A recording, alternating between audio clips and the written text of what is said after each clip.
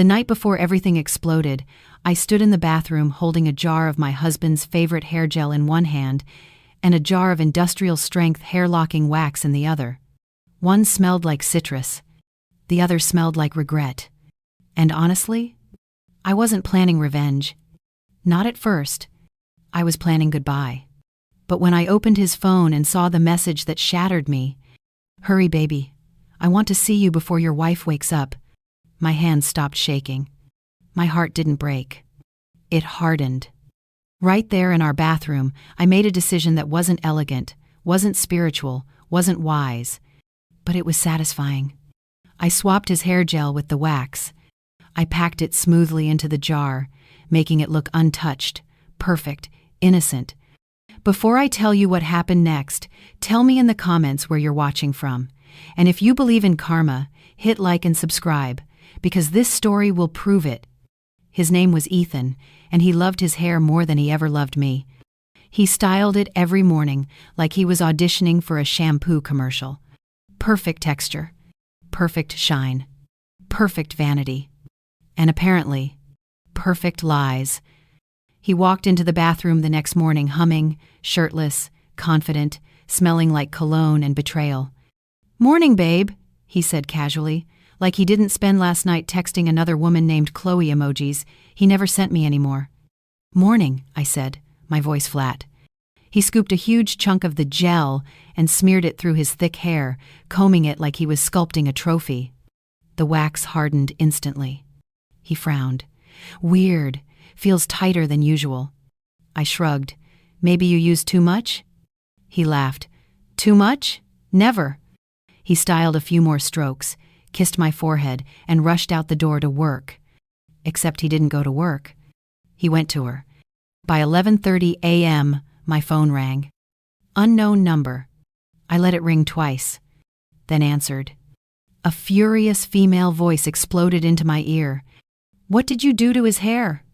I took a slow sip of my coffee. "I'm sorry, who is this?" "Don't play dumb," she yelled. "His head is stuck, completely hard. His hair will not move." I raised an eyebrow. "Sounds like a personal problem." "Personal," she shrieked. "He's sitting on my couch crying and screaming like a toddler." In the background, I heard Ethan shouting, "It burns! It's pulling my scalp! Chloe, fix it!" "Ah!" I pressed my lips together so I wouldn't laugh. Chloe's voice cracked. "Listen, I am begging you. Just tell me what you put in it." "Why should I help you?" I asked sweetly. "Because he thinks I did this."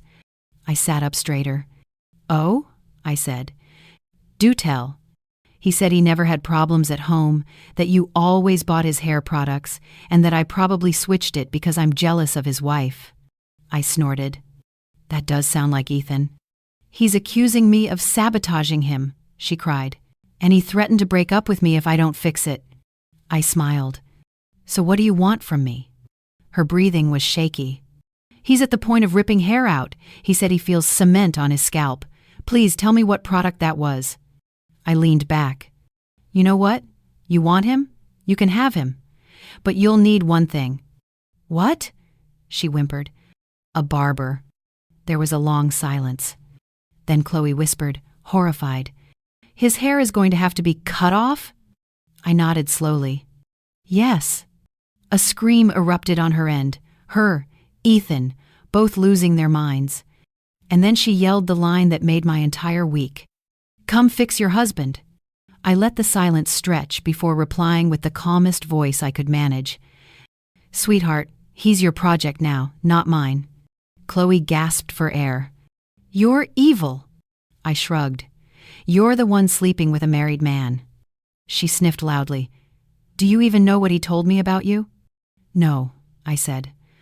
"But I'm sure it'll be entertaining." Chloe inhaled shakily and said, "He told me you two were basically roommates, that you haven't touched each other in months, that you're cold, distant, boring." I blinked, because that wasn't true. Not even close.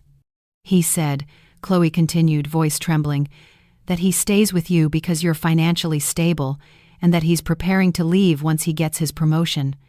He said your money has been a safety net while he builds his real life with me." My heart went silent. Not beating. Not breaking. Just silent. He wasn't cheating because he was unhappy. He was cheating because I was useful. A paycheck. A cushion.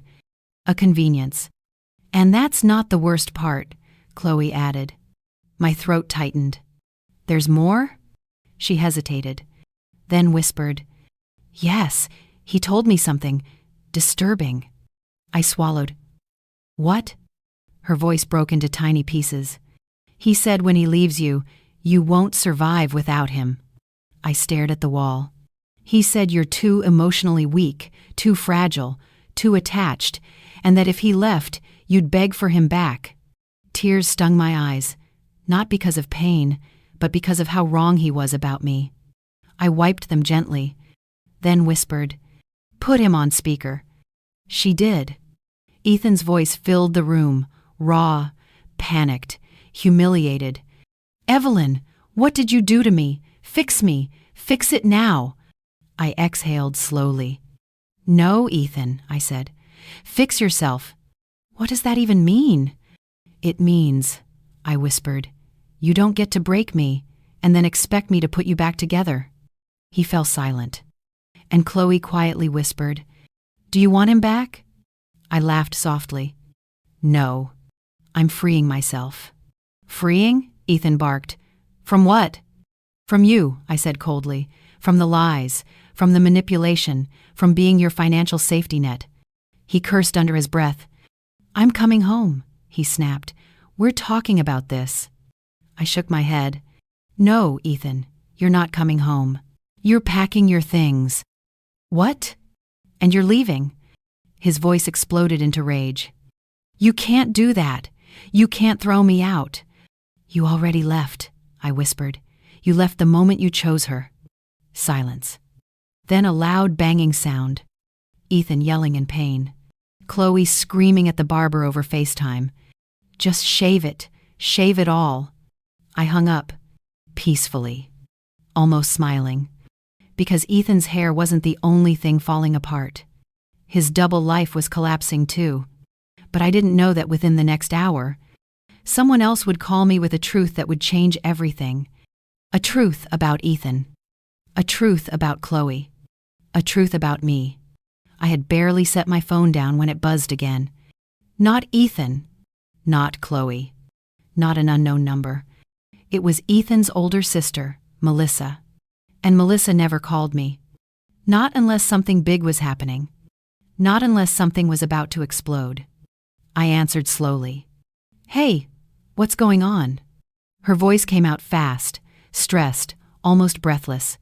Evelyn, I need you to listen. Are you alone? I frowned. Yes. Why? Is Ethan there? No. Good. Don't let him in. My heartbeat kicked. Melissa, what's happening? She inhaled sharply, then said something that made my stomach drop through the floor. You need to get your valuables out of the house. Now. I blinked. What? Why? Because Ethan is spiraling, she whispered. And he's doing something stupid, something dangerous. I stepped back from the counter. Melissa, slow down. What do you mean dangerous? She paused, then said the thing I feared most. He's talking about draining your savings. Ice filled my veins. My savings? Yes. Your joint account, the emergency account, even your retirement. He called Mom crying last night after whatever happened at whatever place he was at. Chloe's couch. But Melissa didn't know that. And he said he needed money, a lot of money, fast. My mouth went dry. What for? Her voice cracked. He wants to quit his job, leave the city, start over somewhere else. I leaned against the wall, dizzy. He wants to run? Yes, Melissa whispered, and he said he'd figure out the financial part later. Evelyn, that means you. My hands shook with a mix of rage and heartbreak. Ethan wasn't just cheating. He wasn't just lying. He was planning his escape, with ME as the funding. Melissa continued, voice trembling. He said you'll be fine because you're responsible, that you'll survive without the money. I squeezed my eyes shut. He called me emotionally weak. but financially strong enough to rob blind. He really believed both things at once. "Melissa," I said quietly, "I think you should know something." "What?" "He's been cheating." Silence. Then a sharp inhale. "Again?" "Again?" I repeated. "What do you mean, again?" She hesitated. Too long. "Melissa?" She exhaled. "I didn't want to tell you, but yes, again. There was a woman last year, a coworker. I thought he ended it. I felt my knees weaken." "He didn't," I whispered. "He found a new one." "And now he's talking about leaving," she said softly. "He's not thinking clearly." Anger burned through me. "No," I said. "He is thinking clearly. He just doesn't care who he hurts." Melissa sighed. "Can I come over? I don't want you alone when he shows up." "No," I said softly. "I need to handle this. Alone." She paused. "Then promise me one thing." "What?" "Don't let him talk you into forgiveness. He's not stable right now." I nodded. "I promise." We hung up. And for the first time in years, I locked the door. I went into the bedroom and opened the closet where I kept my safe.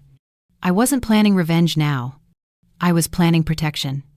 I placed inside my documents, my private savings, my grandmother's ring, important receipts, passwords, my laptop. Then I moved the safe. Not just anywhere, to a place no man would ever look. Inside a bin labeled old makeup. Ethan hadn't opened a makeup drawer in his entire life. I had just finished when I heard it. The front door slamming open. My heart lurched. "Evelyn!" Ethan yelled. "We're talking now." His voice sounded deeper, rawer than this morning. I walked out slowly. Ethan stood in the living room with a beanie jammed onto his head, freshly shaved patches visible underneath. Chloe must have begged the barber to shave out sections to free his hair. And it looked bad. He pointed at me. "What did you tell Chloe?" I folded my arms. "What did she tell me?" He froze. His eyes darted. "Whatever she said, she's lying. She's obsessed with me." I raised one eyebrow. "Oh? So she lied about the baby?" Ethan blinked. Stuttered. "Wait, she told you?" His voice died. He knew he was caught. I kept going. "She told me about the other woman too, and the things you said about me." He stepped closer. "They're jealous, Evelyn. You mean everything to me. You're the only stable part of my life, the only one I trust." He reached for me. I stepped back, and that's when I saw it. A duffel bag sitting by the door. Stuffed. Filled with clothes, toiletries, chargers, and, my stomach clenched, a folder of financial documents. My financial documents. I walked toward it slowly. "What's this, Ethan?" He swallowed. "Just packing, to clear my head." "Why my documents?" He tensed. I grabbed the wrong folder. I nodded. Then reached into the bag, pulled out a bank envelope, and saw my name on it. My account number. My savings total. And a withdrawal slip already filled out. For almost everything I had. My vision blurred with anger. "You were going to empty my account." "No," he snapped, "just borrow it." He stepped forward, pleading. "I was going to pay you back. I swear I'm moving for us, to give us a future." "You were leaving with my money," I yelled. He stepped closer, desperation in his voice. "Baby, I love you. You love my money." His face twisted. "No, I love you." "No," I whispered. "You love what I give you." He opened his mouth, but no words came out. For the first time, he looked small, weak, exposed. I picked up the withdrawal slip. Then the duffel bag. Ethan's eyes widened. "What are you doing?" I dumped the entire bag onto the floor. His clothes scattered across the tiles. The documents floated like broken promises. "You're not robbing me," I said quietly. "You're not using me. And you're not walking out with $1 of my life." He swallowed hard. "Evelyn, please." "No," I cut him off. We're done. He stepped closer. I won't let you leave me. His tone was suddenly cold, possessive. He grabbed my arm, not lovingly, not gently, but like he owned it. I froze. His grip tightened. You are not leaving, Evelyn, he whispered. Not until we fix this. My chest tightened. Fear flickered. But then, my phone buzzed. Ethan loosened his hold just enough for me to glance at the screen. It was a message from an unknown number. From her. The other woman. The one Chloe said existed. The one I hadn't heard from yet. The message read, Evelyn, please call me. You don't know me, but you need to know why Ethan really wants your money. I swallowed hard. Another message popped up immediately. And why he's scared you'll find out about what happened last year. My heart stopped. Last year? Before Chloe? Before this affair? And then a third message came. It wasn't just cheating. It was something worse. I lifted my eyes slowly to Ethan. His face changed. He knew exactly who texted me. He whispered, Don't read that. Which told me everything. I had to. The moment Ethan whispered, Don't read that, something inside me flipped. Guilt never sounded afraid. Lies never sounded breathless. But the truth makes people terrified. My phone buzzed again in my hand. Another message from the unknown number. Please, call me before he destroys your life like he destroyed mine. I stepped away from Ethan. What happened last year? I asked. His jaw clenched. Nothing you need to know. That's not an answer. He reached for my phone. Give it to me. I jerked it back. No. He stepped forward again. Evelyn, don't make this harder. My heart raced, not because he was dangerous, but because I knew now. He was scared of the truth. He lunged again, but this time I moved first. I bolted into the bedroom and slammed the door shut, locking it. He started pounding instantly. Evelyn, open the door. But his voice had changed. Not angry. Panicked. Please, he shouted. Don't call her. I backed up slowly, my fingers trembling as I tapped the number on the screen. The call rang once. Twice. Then a woman answered with a voice so tired, so broken, that my chest tightened. Evelyn? She whispered. Yes, I said. Who are you? She inhaled shakily. My name is Riley. I didn't recognize it. And how do you know my husband? Her breath trembled on the other end. Because I was his girlfriend. For 9 months. My throat dried. That was last year. Yes, she whispered. Before Chloe. I closed my eyes. And before me? No, she said softly. During you. The room spun. Ethan's pounding grew louder behind the door. Evelyn, please. I ignored him. Why are you contacting me now? I asked. Her voice cracked. Because last year, when I broke things off with him, something happened. My stomach knotted. What happened? I started getting messages from an unknown number, Riley whispered. Threats, pictures, videos, someone following me, someone knowing where I worked, where I lived. Ethan's fist slammed the door. Stop talking to her, Riley continued. He said he had nothing to do with it, that someone was stalking him, that I misread everything. I swallowed. And did you believe him? At first, she whispered. He was charming, apologetic, just like he probably is with you. I didn't respond. She kept going. But then, one night, he showed up outside my apartment crying, saying someone hacked his phone and ruined his life. That sounds like him, I muttered. No, Evelyn, Riley said. It was him. I held my breath. He had downloaded an app that let him text from random numbers. He was sending me the threats. Me, the woman he claimed to love. The world tilted. He told me, Riley continued, voice shaking harder, that if I ever told anyone about us, he would burn my reputation to the ground. I gasped. Last year. Right around the time Ethan became emotionally distant. Obsessive about finances. Paranoid about his job. Riley whispered. I broke up with him, blocked him everywhere, but he found my mother, messaged her, told her I was unstable. My eyes widened. He did what? Yes, she whispered. He tried everything, until finally he stopped. When? 6 months ago, right when Ethan became hyper-controlling about my life. My stomach twisted. Evelyn, I'm calling because I heard from someone that he's cheating again, and when I heard your name, I realized the cycle restarted with you. Ethan kicked the door so hard I jumped. Evelyn, open this right now. Riley whispered quickly. Don't let him guilt you. Don't let him convince you he's harmless. He loves control, not people. I stared at the locked door, my pulse banging in my ears. Why is he so desperate for money? I asked. He was trying to empty my savings. Riley froze on the phone. He's doing it again. My breath caught. Doing what again? Running, she whispered. He did it last year too. He lost money. He lied about a business deal. He stole from me, thousands. I had to file a police report. I pressed a hand to my forehead.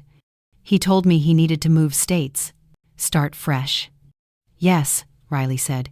He tells all of us that. So he's not leaving for love, I whispered. No, she said. He's leaving because he's cornered, and he uses women to fund his escape. My stomach churned. Then the worst part came. Riley whispered. And I think he's doing something illegal. My heart stopped. I can't prove it, she said quickly, but he was talking to people he called investors. They came to my work once, threatened him. He swore me to secrecy. Investors? I repeated. What kind of investors?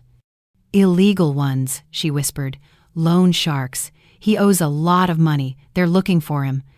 I staggered backward. He's using you, Riley said. He used me.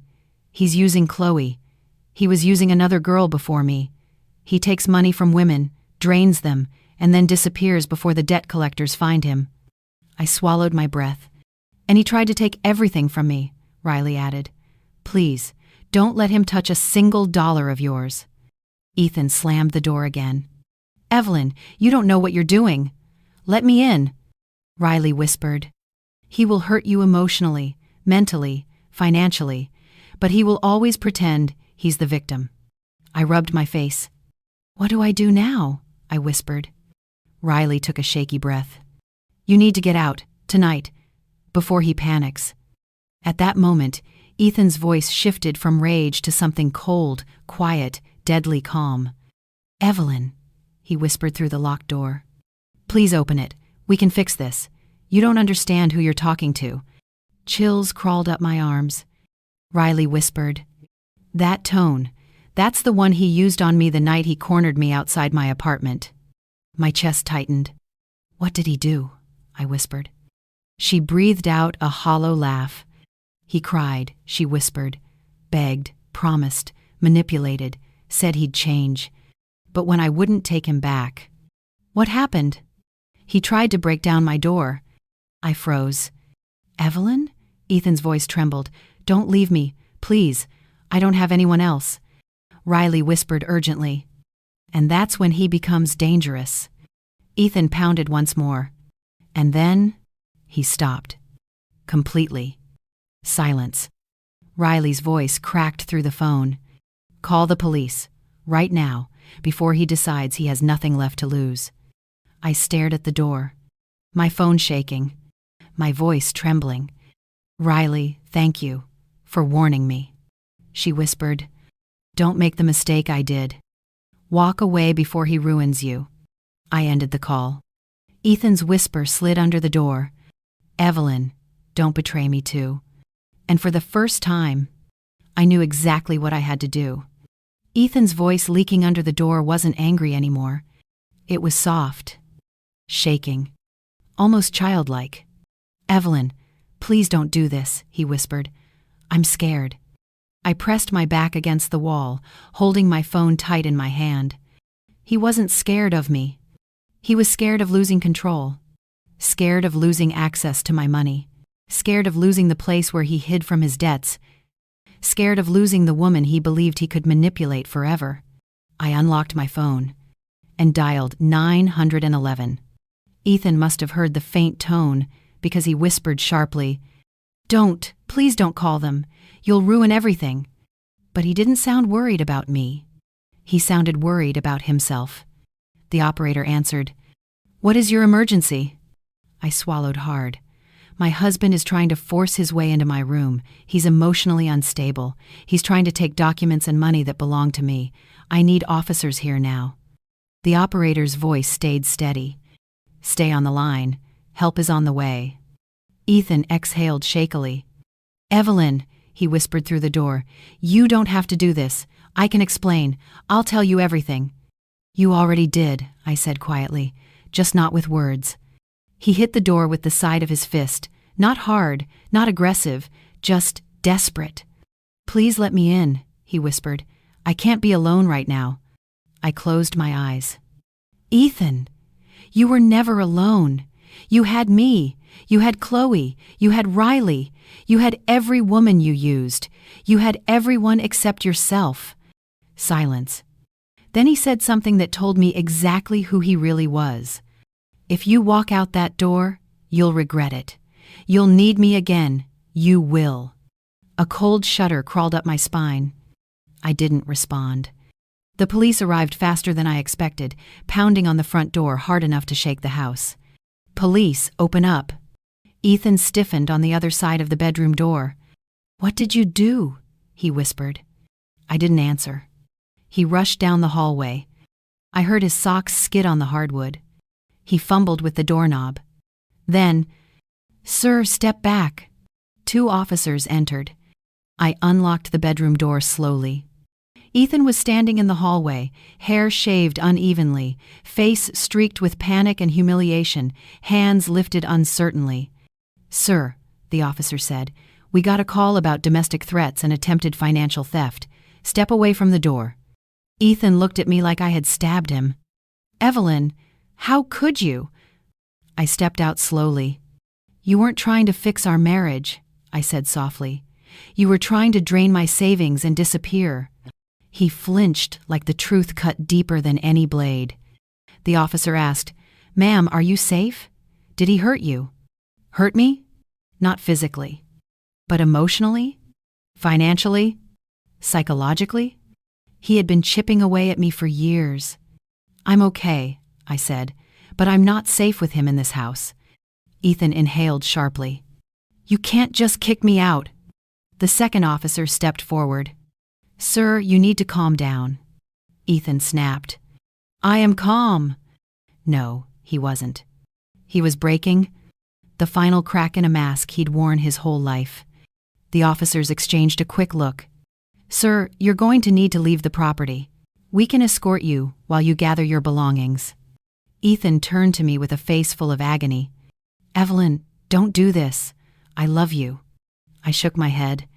You love what you can take from me. He blinked rapidly. No, that's not true. I needed help. You had help, I said. You had me. You had stability, a home, a partner, and you threw it away. His voice cracked. You don't understand. I was drowning. And you tried to pull me down with you, I whispered. But I learned how to swim. He stared at me, defeated. The officers moved him gently toward the door. Sir, you may return at a later time with a police escort for personal belongings. For now, you must leave. Ethan hesitated. He turned back one last time, his voice barely above a whisper. Evelyn, I'm sorry. For the first time, it almost sounded real. But real apologies don't erase toxic patterns. They don't rebuild trust. They don't erase the other women. They don't fix betrayal with words. Goodbye, Ethan, I said. He swallowed, nodded once, and stepped outside. The officers followed, shutting the door behind them. The house fell silent. Completely. Finally. I didn't cry. Not because I was strong. Not because I didn't care. But because something in me had shifted, broken in the right way. I walked into the bathroom, opened the cabinet. pulled out the small, nearly empty jar of hair-locking wax. The spark that started everything. I held it in my hands. It wasn't revenge. Not really. It was clarity. Because that wax didn't just glue Ethan's hair together, it exposed the cracks in our marriage. It revealed the lies. It pulled the truth to the surface. And it freed me. I put the jar down gently, looked at myself in the mirror, saw a woman who survived betrayal, manipulation, emotional control, financial danger, and still stood tall. No shaking voice. No tears. No begging. Just me. Whole. Stronger. Smarter. The ringing of my phone interrupted the silence. It was Riley, the woman who once got caught in Ethan's trap and crawled her way out. I answered. "I heard they took him out," she said softly. "Yeah," I whispered. "They did." A pause. Then she said something I'll never forget. "You didn't get revenge, Evelyn. You got free." I breathed in slowly and let the truth settle inside me. She was right. I wasn't a victim. I wasn't broken. I wasn't weak. I was done. And finally, beautifully, free.